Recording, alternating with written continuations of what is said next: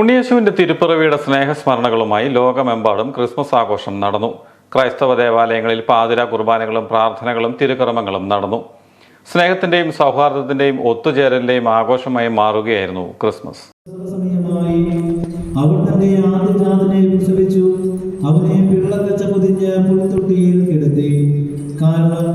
സത്യത്തിൽ അവർക്ക് സ്ഥലമില്ലായിരുന്നു.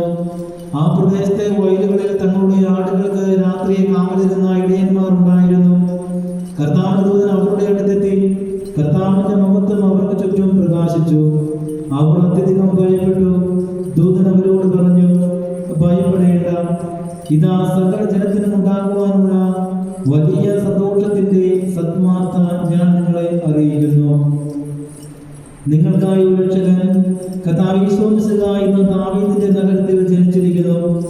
നിങ്ങൾക്കുള്ള അടയാളം എന്നാണ്, വെള്ളക്കച്ച പൊതിഞ്ഞ് പുൽത്തൊട്ടിയിൽ കിടത്തിയിരിക്കുന്ന ഒരു ശിശുവിനെ നിങ്ങൾ കണ്ടെത്തും. മനുഷ്യരാശിയുടെ പാപപരിഹാരാർത്ഥം ബെത്ലഹേമിലെ പുൽത്തൊഴുത്തിൽ യേശുദേവന്റെ ദിവ്യജനനത്തിന്റെ സ്മരണകളുമായി ലോകമെമ്പാടും ക്രിസ്മസ് ആഘോഷം നടന്നു. സ്നേഹത്തിന്റെയും സാഹോദര്യത്തിന്റെയും ഒത്തുചേരലിന്റെയും ദിനമായി ക്രിസ്മസ് മാറുകയാണ്.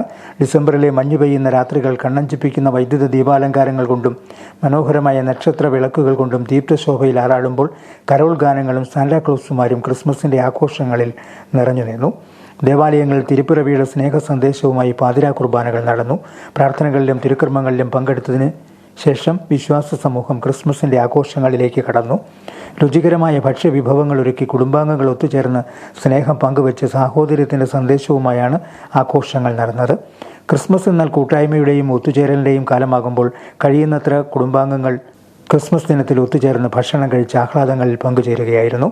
ക്രിസ്മസിന്റെ മധുരം കേക്കുകളിലൂടെ കൈമാറി ആഘോഷങ്ങൾ മധുരതരമാക്കുകയും ചെയ്തു.